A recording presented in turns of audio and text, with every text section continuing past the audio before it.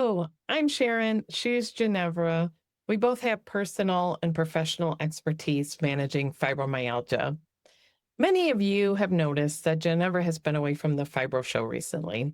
And today we wanted to sit down together to share a personal update directly with our community. After experiencing seizures on Easter, Ginevra underwent emergency brain surgery and was diagnosed with a high grade malignant brain tumor. She is currently recovering from surgery and preparing to begin radiation and chemotherapy. We know that this news may be difficult to hear, but we wanted you to hear it from us directly. Most importantly, we wanted to talk about where things stand today, what the road ahead looks like, and what Ginevra would like this community to know.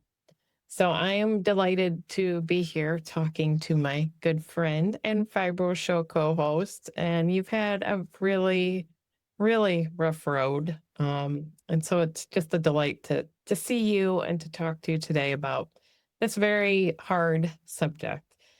Can you share what happened and how you discovered something was wrong? Sure. And before I go into that, I just want to say how delighted I am to be alive and to be here to be speaking with you. And it's really lovely to see your face and be back on the Fibro Show. So I was kind of plugging along, working on a lot of different fibromyalgia related projects because, as you all know, I have a deep passion and both from my personal and professional experience with fibromyalgia, a deep passion about trying to improve how we take care, how medical care can be improved for fibromyalgia, because right now it's not where it needs to be. So I was working on a variety of different projects, and then I went to my sister's house on Easter, and I was drinking a mimosa, and then the next thing I remember, the EMT folks were there, and they were talking to me, and they said, you've had a seizure. And when people have had a seizure right after that, they're in what's called like a post-ictal state, so they're really confused. And I would like to say, I guess maybe my true personality came out during that time, because I argued with the EMTs. I was like, I didn't have a seizure. I would know if I'd had a seizure because I'm a doctor. And they were like, well, see, you don't know you had a seizure because you just had a seizure, and people are confused after having had seizures.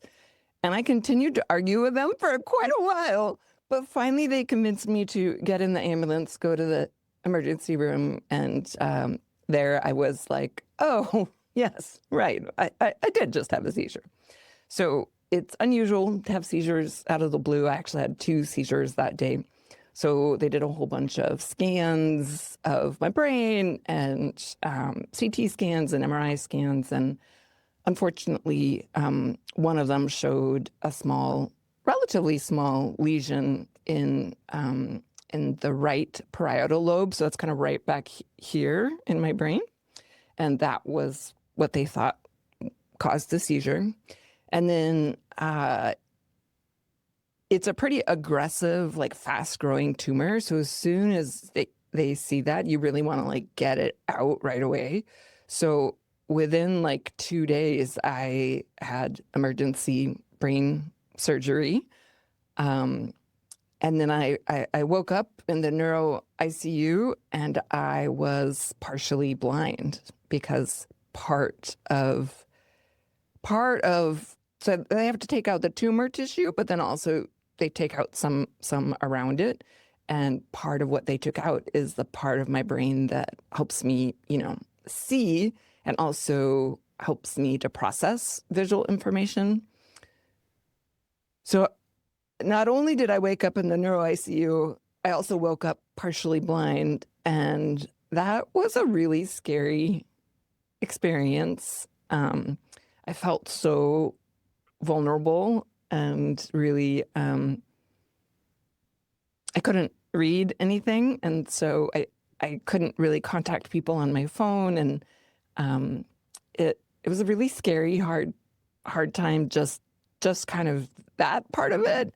And then, of course, as you know, Sharon, then comes the rest of it as far as like the diagnosis and what the treatment looks like. And I'm happy to answer any questions about that. But the first piece I just wanted to share with folks is I have not been on the Fibro Show or sent out anything to my email mailing list because I was in the neuro ICU. So I think that's a pretty good excuse to kind of be like, yeah, I can't really do a YouTube show while I'm in the neuro ICU. But I remember really feeling like hopeful that I could get back to doing at least some of the type of work that I've been so passionately doing for, gosh, decades now. And in large part, in partnership with you, we've been working on this for decades, trying to help people with fibromyalgia in all sorts of ways. So I've been hopeful that I could get back, although I haven't been exactly sure how that might look. So I guess this is like step one, being here, telling everybody. I know, and you were sharing with me that, and I know you wanted to share it with everybody, that next week you begin radiation and chemotherapy, and that there's hope there around it, giving you years back into your life that hopefully, hopefully you'll have some more time to, be with your family that you love. And I know I got to tell everybody watching, top of mind for Ginevra during all of this has been you guys, the fibro community, which just astounds me when she's got so much going on that you're like, okay, but what are we doing about this? And what are we doing about that? So, so the Fibro Show will be here. We want to let everybody know that it may look different in the, the days, weeks coming ahead. But it's going to be here. I might look different. I might be bald. Who knows? We'll see if I can rock that haircut.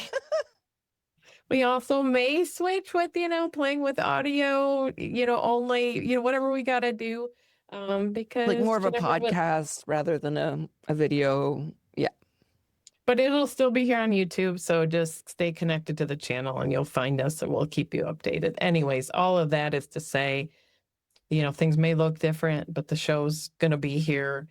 You can also connect year-round with the Fibromyalgia Association, which is located at managefibro.org on the web. That's managefibro.org. Lots of great resources there, including our virtual support and education group. We have a Facebook page that has almost 170,000 people. So join us there for more support. Sharon does a lot of work on and has done a lot of work for many years in the community, trying to find new and different ways to help support us, help support everybody that has fibromyalgia or loved ones of folks dealing with fibro. Thank you for that. Yeah, and we've had so much fun, working together over the years, and I think that we still have some adventures left. I agree. Ahead. What would you like the fibromyalgia community to know about your hopes for the future and your continued involvement with the Fibro Show? Well, that's a big question. I think the biggest thing is I want people to know I'm not going away. At least, I've got a couple years left here, at the very least. So one thing a lot of folks want to know when you're diagnosed with cancer, of course, is like prognosis and how long are you going to live? And unfortunately, this brain cancer that I have is called glioblastoma, and it's on the more aggressive side of cancer. So folks tend to have a shorter kind of life expectancy. I am fortunate in that the particular tumor that I have is relatively small, and the genetics of it make it sensitive to a particular type of chemotherapy. So I start the chemotherapy and radiation next week, and then I do that for 6 to possibly 8 weeks. And then with all that, there's the kind of average estimate of like 2 to 5 year lifespan. And of course, I will be trying all sorts of woo-woo weird stuff, weird stuff too.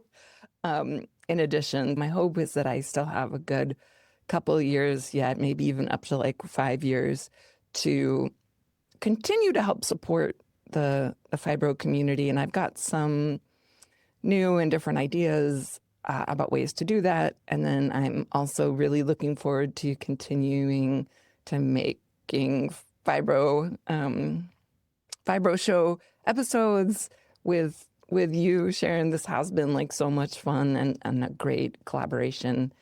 And I also think we've helped people. I mean, when you read the comments on our YouTube show, like, it seems like people find some benefit, or most people do, or at least we've hit some things that have been helpful. My hope is to try to expand that even more, find ways to help even more people.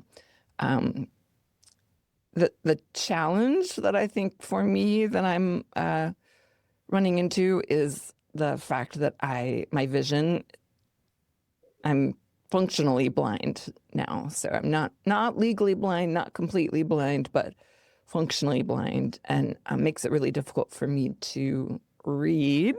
And a lot of what I like to do is read scientific articles about fibromyalgia. So I'm looking into, there's a lot of adaptive devices and, apps out there that can like kind of help read text to you. So I'm hoping I can get some fancy help with my iPad or phone, so that I can continue to kind of produce. What I really want to do is I really want to share up-to-date scientific information with patients, with healthcare providers, so they don't have to wait. I mean, what is it? Like the study shows 17 years 17 years on before average. research goes from the researcher to you and your clinician, your doctor. And that, I think that is just horrible. And I think that's something that you also are a little bit understandably outraged about. We all should be. I mean, we need to really fast forward that. So part of what we tried to do here on the show is do that. Part of what I hope to continue doing on this show is doing that. And I'm looking into some maybe other ways as well that I can do that in my current form. I think my involvement with the Fibro Show might be a little bit more sporadic, particularly over the next like 6 to 8 months as I go through chemo and radiation, which, by the way, I'm freaking terrified about doing. Just saying, let's put it out there. So I don't know how I'll feel kind of at the end of that, but I'm hoping that I will bounce back and be able to spend more time here with everyone, because the most important lesson I wanted to kind of, or most important message I wanted to really convey today is that we're still here for you. We still really want to help. And you will. I know that you will. And just even opening up about cancer. I mean, I know I've had many people come through my support and education group who have cancer and fibromyalgia. And I'm already thinking, boy, this is already going to be like another way that you're going to be able to help people, because I know that you've already shared with me content that we hope to give you on another episode about what it's like for a doctor to have fibromyalgia and cancer and still have problems getting treatment and having stigma around the fibromyalgia diagnosis. Yes, and absolutely. You still, in the midst of all that you're dealing with, you're calling and telling me, Sharon, we got to talk about this on the show.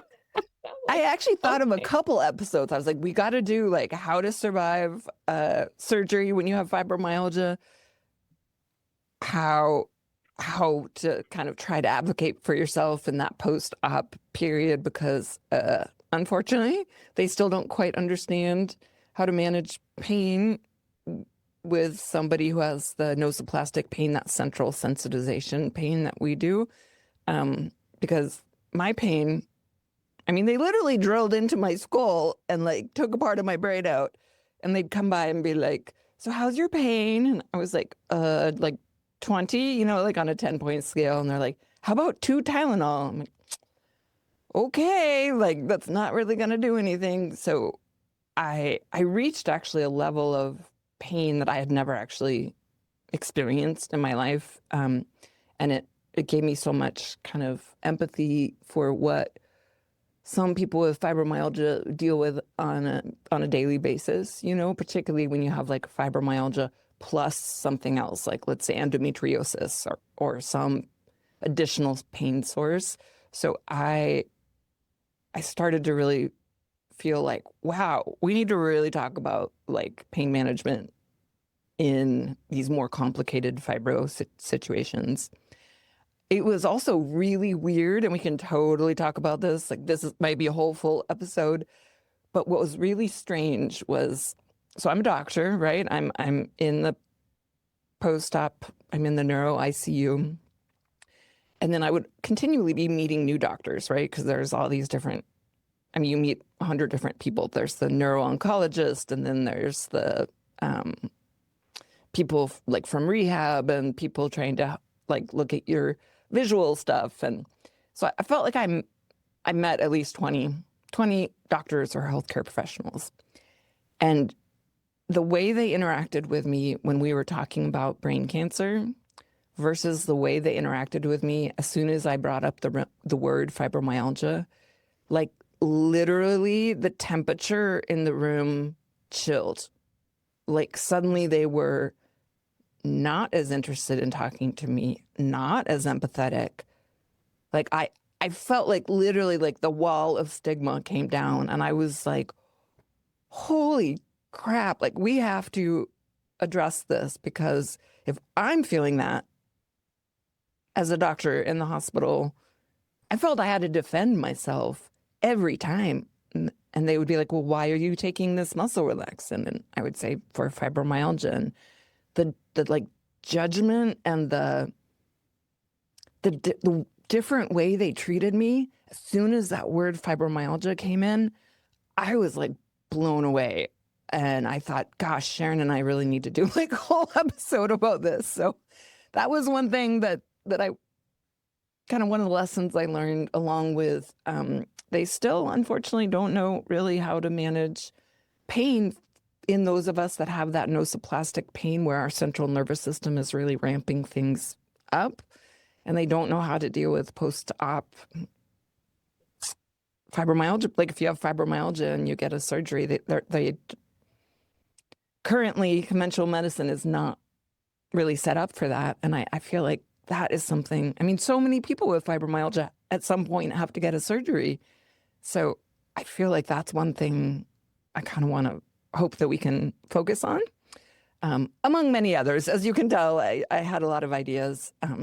And the other piece that is very interesting about having your brain operated on is I feel like